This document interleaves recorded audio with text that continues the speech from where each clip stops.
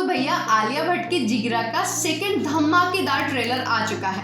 तो ये दूसरा ट्रेलर है तो कुछ नया होगा, कुछ नई उम्मीदें होंगी। हाँ बिल्कुल ऐसा ही है, ये एकदम I had never seen it before वाला ट्रेलर है। पहले ट्रेलर में तो हम लोगों ने देखा कि कैसे स्टोरी बिल्डअप की गई कि कैसे माँ बाप के जाने के बाद बड़ी बहन ने भाई का ख्याल रखा।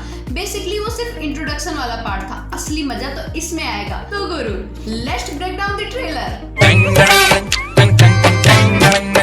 ट्रेलर की स्टार्टिंग में दिखाया जाता है कि सत्या बहुत घबराई हुई है। वो फोन पर अपने भाई से बात करते हुए पूछती है कि तूने कुछ खाया, कुछ टच किया, अगर तेरा ब्लड सैंपल लिया गया तो क्लीन आएगा ना। मतलब इन सब बातों से तो यही लगता है कि इस मूवी में कोई ना कोई ड्रग कनेक्शन तो जरूर है। वही दूसरी सीन में दिखाया जाता है कि सत्या के भाई अंकुर को चाइनीज कोर्ट में सजाए मौत की सजा सुनाई जाती है, और वो भी ऐसी वैसी सजा नहीं, इलेक्ट्रिक शॉक देकर 3 महीनों में धीरे धीरे मारने की सजा। अबे चाइना वाले सच में पागल होते हैं यार। अगर किसी भाई पर ऐसी मुसीबत आ जाए तो बहन शांत से थोड़ी ना बैठ सकती है। तो सत्या ने भी बोला, अट्टा माजी सटक ली और चाकू लेकर अपनी नस पर रख के बोली कि अगर मैं अपनी नस काट लूं तो क्या मेरे भाई को मुझसे मिलने देंगे। मतलब आप समझ सकते हो सत्या कितनी डेस्परेट है अपने भाई से मिलने के लिए, मतलब अपने जान जाने का रिस्क तक लेने को तैयार है। और भाई जब एक्ट्रेस आलिया भट्ट है ना तो सोचना नहीं पड़ता कि मूवी कैसी होगी।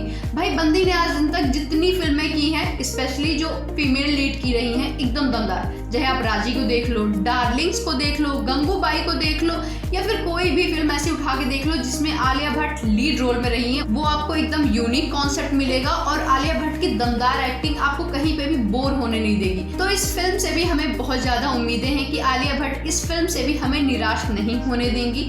और रही बात धर्मा प्रोडक्शन की, तो अपना हिस्ट्री काफी सुधार रहा है। पहला तो किल से, अभी इस फिल्म से।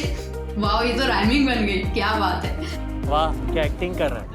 और भैया वसंत बाला की मूवी की तारीफ करना तो छोटी बात हो जाएगी, मैंने पहले वीडियो में भी कर रखा है और इस वीडियो में भी यही कहूंगी कि अगर वसंत बाला डायरेक्टर है तो मूवी हिट होना तय है। ट्रेलर में एक जगह दिखाया जाता है कि अंकुर जो सत्या का भाई है वो एक चाइनीज रेस्टोरेंट में है और किसी सीसीटीवी को ना आग लगाते हुए दिखता है, और दूसरे ही पल दिखाया जाता है कि सत्या भी वेट्रेस की यूनिफॉर्म में वहां पर खड़ी है। शायद ये भी हो सकता है कि सत्या कोई सबूत इकट्ठा करने गई हो अपने भाई को बचाने के लिए। वहीं अगले सीन में सत्या को किसी से ट्रेनिंग लेते हुए दिखाया जाता है। शायद वो अपने भाई को जेल से बाहर निकालने के लिए खुद को ट्रेन कर रही है। और सत्या एक बार तो पेड़ से, मतलब बहुत ऊंचाई से पेड़ से धड़ धड़ करके सीधा नीचे आके गिरती है। भाई बंदी हाथ तुड़वा लेगी, पैर तुड़वा लेगी, मुंह तुड़वा लेगी, इनफैक्ट अपनी जान दे देगी, लेकिन भाई को कुछ नहीं होने देगी। भैया अगर आपने ध्यान से ट्रेलर को देखा होगा तो आपने देखा होगा कि एक डेमोन्स्ट्रेटिव स्टैचू होता है जिसको जलाया जाता है। मतलब ये थोड़ा वैसा ही है जैसे हम लोग दशहरे पे रावण दहन करते हैं, हाँ, जिसका मैसेज होता है असत्य पर सत्य की विजय।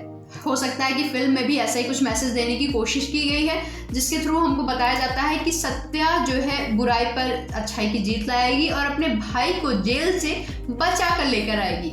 लेकिन ये कहना काफी मुश्किल है कि सत्या का भाई इनोसेंट ही है, क्योंकि ट्रेलर में 2 जगह ऐसी है जहां पर लगता है कि कहीं सत्या का भाई तो कुछ गड़बड़ नहीं कर रहा।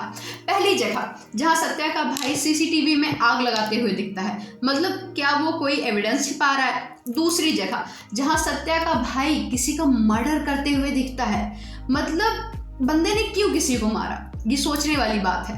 और तीसरी जगह जहां सत्या बोलती है कि मैं अच्छी या बुरी नहीं हूं, मैं बस अंकुर की बहन हूं। पर मैंने कभी नहीं कहा मैं सही इंसान हूं, मैं सिर्फ अंकुर की बहन हूं।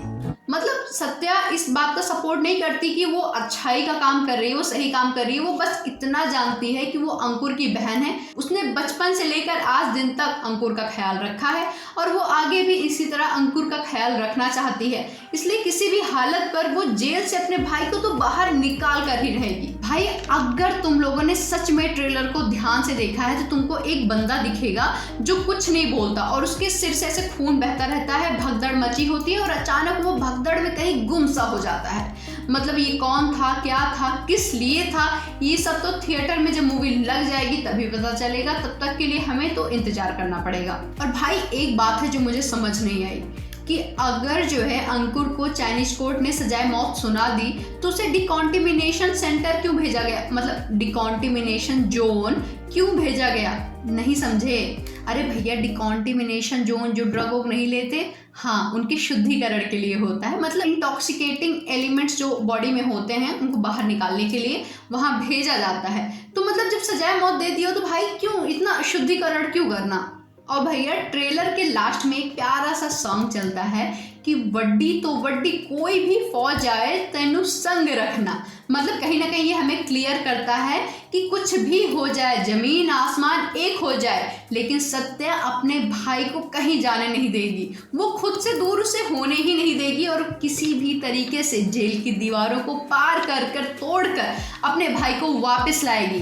बस अब देखना यही बाकी है कि सत्या किस तरीके से अपने भाई को जेल से बाहर निकालती है और वो किस तरीके से जेल के अंदर घुसती है, जेल की दीवारें कैसे तोड़ती है। भाई बहुत इंटरेस्टिंग होगा देखना, और वो भी चाइना की जेल। इस 3 मिनट के ट्रेलर में बहुत सारे राज छुपे हुए हैं। ओवरऑल स्टोरी का पता होने के बावजूद भी ये ट्रेलर हमें बहुत सारे सवालों के साथ छोड़कर जाता है। जैसे पहला सवाल कि ये सत्या का जो भाई है वो किस क्राइम में अंदर गया हुआ है, और दूसरा वो सीसीटीवी क्यों जला रहा था, तीसरा सवाल कि वो किसका मर्डर करता है, चौथा सवाल वो एनोनिमस पर्सन कौन था, और 5वां सवाल सत्या कैसे बचाएगी अपने भाई को, कैसे तोड़ेगी जेल की दीवारें और अपने भाई को बाहर कैसे लेकर आएगी। भाई कितना मुश्किल है और ये बंदी कैसे करेगी, ये देखना बहुत इंटरेस्टिंग होगा। इसलिए पक्का मैं ये मूवी थिएटर में जाकर देखूंगी क्योंकि मैं बहुत एक्साइटेड हूँ भाई, अब क्या नया लाने वाली आलिया भट्ट। तो गुरु अगर वीडियो अच्छी लगी हो तो लाइक करना, चैनल पर नए हो तो सब्सक्राइब करना और अपने फैमिली और फ्रेंड्स के साथ वीडियो शेयर करना मत भूलना। राम राम। ऐसी वीडियो देखने के लिए हमें फॉलो क्यों करोगे तुम, इंस्टाग्राम पे थोड़ी ना हो, तो फिर क्यों फॉलो करोगे, मत करना, सब्सक्राइब कर लेना उतना बहुत है। डिकॉन्टिमिनेशन रावण का नाम कैसे भूल सकते हैं, राम रावण क्या यार, अयोध्या से होके रावण का नाम भूल गए, राम का तो नहीं भूले।